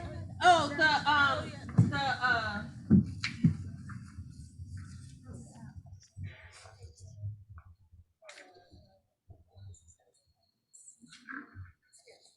So this is the self-made that I am a part of. This is actually it's called this is the intimacy serum, and it's a lube, but you can use it all over you, but it is a to use. And did you pass out? I forgot my raffle ticket. Yeah, but I They're here. Oh, okay. Okay, I got some raffle tickets, so what I can do. May I have a ticket? But for everybody, you don't have a ticket? No, ma'am. Okay, I get you. I didn't get a ticket either. Okay. Okay.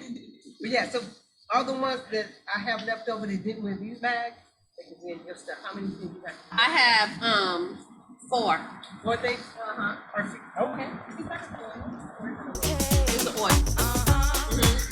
And it's 100% all natural. It's got slight, so the girls I'm working with, like these is big time girls, like they don't work with like Estee Lauder, Michelle Obama campaign and all that. I don't even know why they come looking for me to do this. I was like, y'all out of my league. I have no idea about beauty products and nothing like that. But I am the psychologist, because actually when you log on, there's actually a whole I actually do a body meditation. So a pleasure meditation that goes along with this. And you can follow them too. It's Be Self-Made on Instagram and Facebook. Be Self-Made. It's 100% natural. Be Self-Made. Thank you. And this one is called Self-Disclosure, the intimacy serum. Is it black owned? It is woman of color owned. Yes.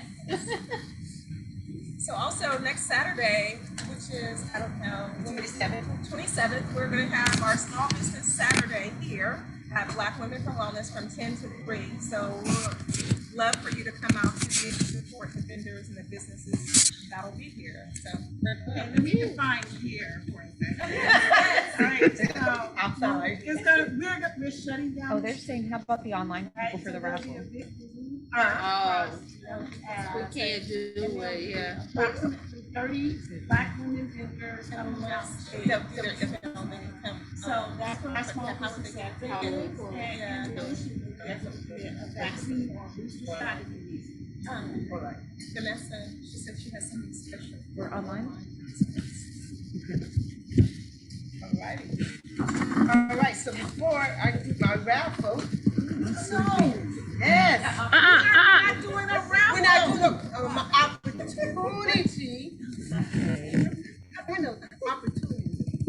Gotta give an opportunity to thank our guest speaker for the evening. Yes, so Dr. Johnson, on behalf of BDSM, we got something special for you. Oh, thank you. So while you're taking it back with your toy, you got something else.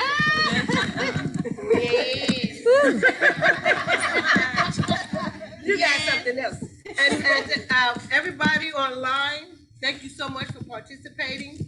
I do have a gift for you. All right, so if you could come to BWW Win, we need somebody here Tuesday, Wednesday. Oh, we just mailed it to you. If you're not in LA, if you're out of town, put your address in the chat and we'll mail it out to you. We can follow up. Oh, we can, yeah. Email or address. No, you get email. Put all that personal business in the chat. Yes. All right, so with that being said, but everybody's going to get something. All right. But we got some special people.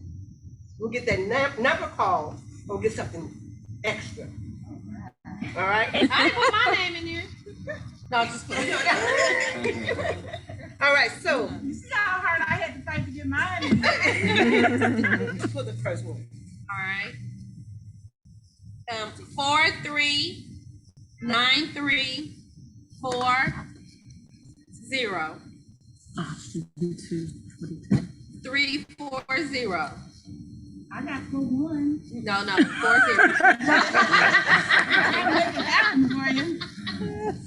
What's that one? No. Oh, 40. Here it is right here.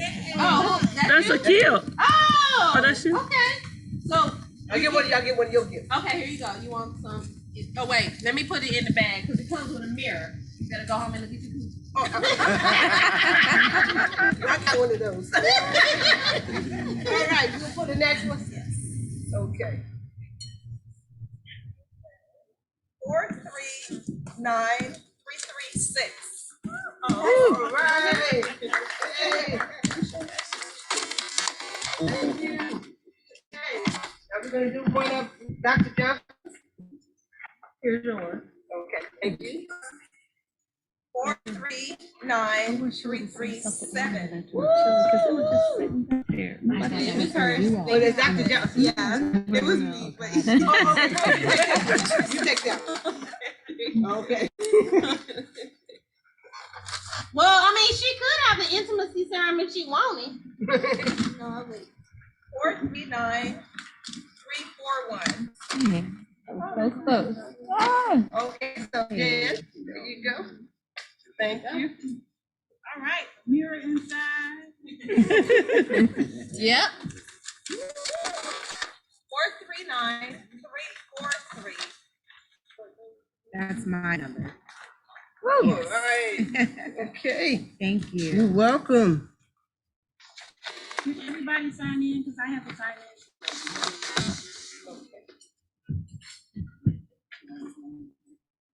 439332. Okay, so Dr. Johnson. Okay. I got a nice little vibrator for you. Oh,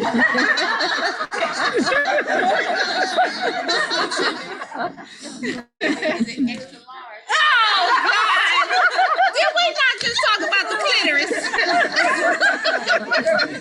Did you learn nothing? Okay, 439334. Okay.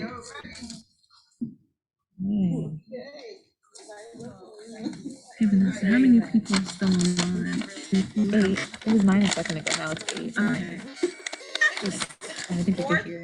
I think we should just pick a few off of here. Off of one. Yeah, some people are sending their emails. They're putting them in the chat. Okay, yeah, and then we just send them something. Because a lot of them are out of town. They're like on Central and East Coast.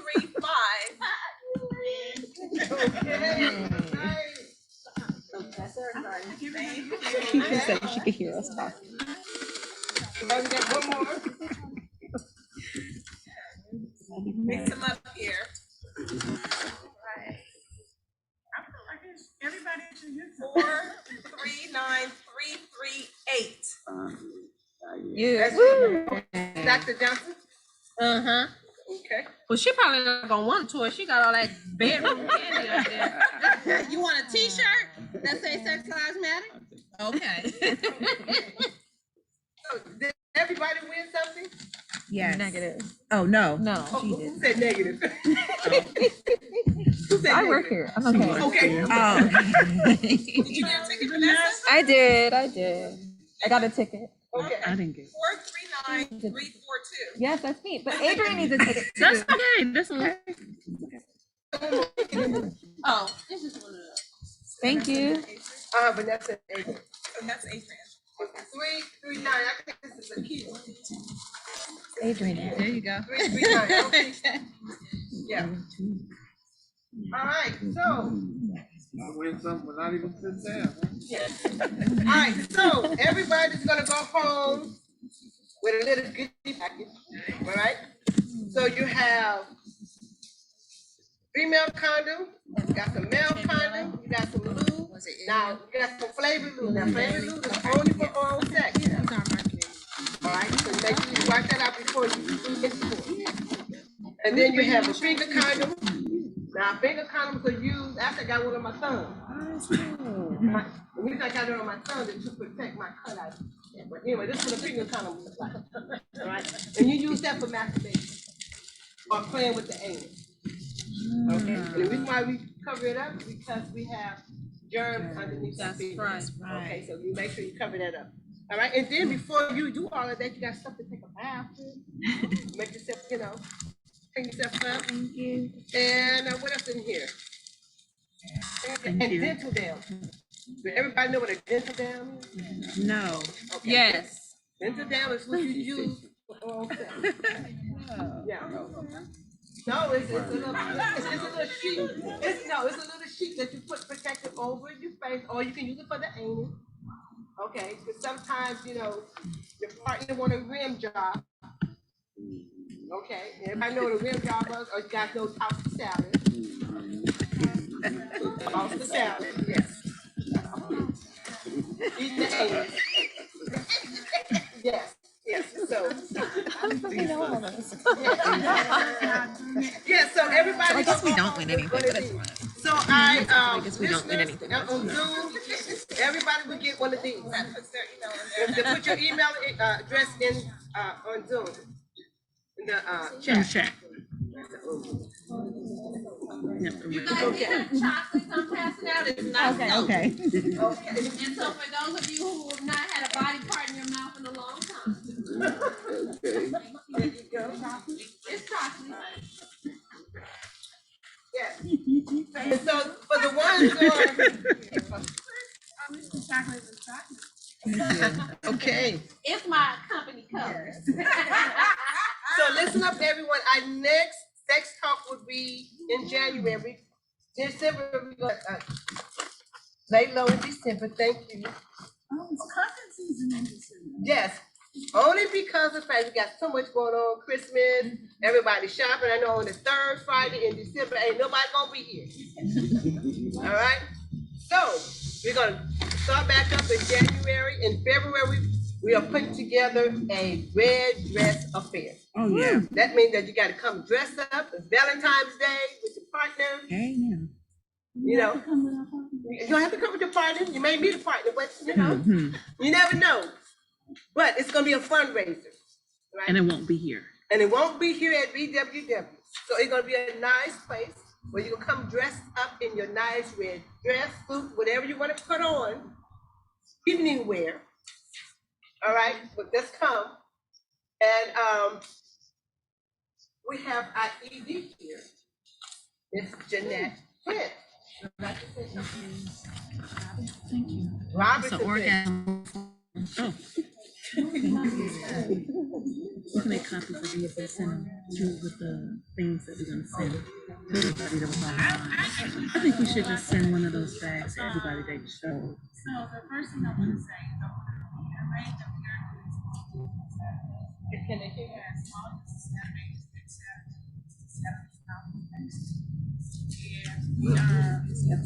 highlight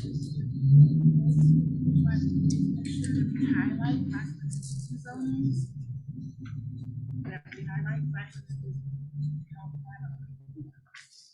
they have a chance to sell their wares on. Thank you all for coming. We appreciate it. And I was gonna say this is for the grown and sexy. So make sure you share this information with the grown and sexy, because this information that a lot of times we just don't have. And we started to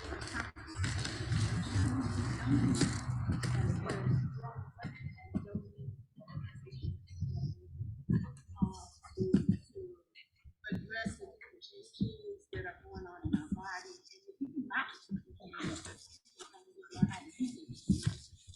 if it's that technology,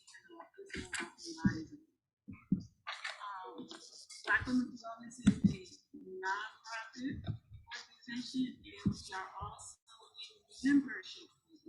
So you can become a member. Black Women's Wellness membership. Oh, what was that? Membership drive, and your membership allows us to So just, yes, I'm thinking it if you want to. Yeah. 10,000 members. She was like, oh, y'all talking about these black women and they stand with y'all? We're like, and so it strengthens our muscle to do our work. We all become members of black women. So the third thing is it gives you a sense of support too, because you can suggest programs to us,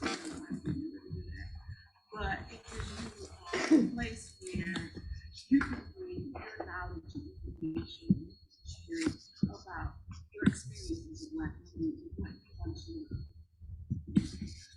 So you find camaraderie here. So thank you all once again for coming and for interviewing the thought of you and black women brothers. These are big donations. Thank you all for being conversation. And we look forward to seeing you all next time. Thank you. Thank you so much. All right, so let's give Dr. Johnson another big hand. Welcome. I hope you guys have an orgasmic night. Make that work. And so I passed out chocolate, and I also passed out orgasm forms.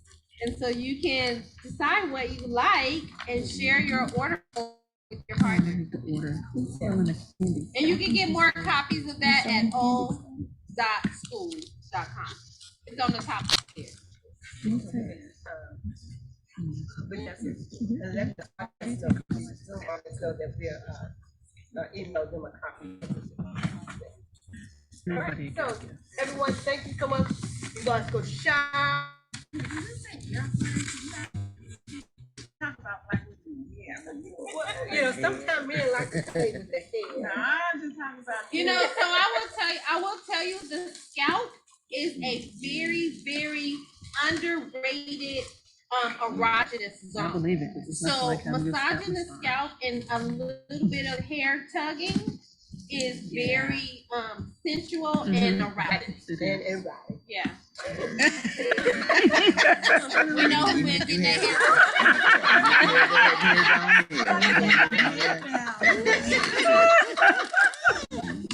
Right, yeah. I mean, I think touch is very important. Oh yeah. All types of touch. And don't get the consistent touch. Yes. Yes, you know, consistent touch. Thank you. We're talking about black women in the I can't be sweating my hair. You haven't taken your hands on the other bed and are you sitting up? Okay, let's get in. We still on the other. Wait.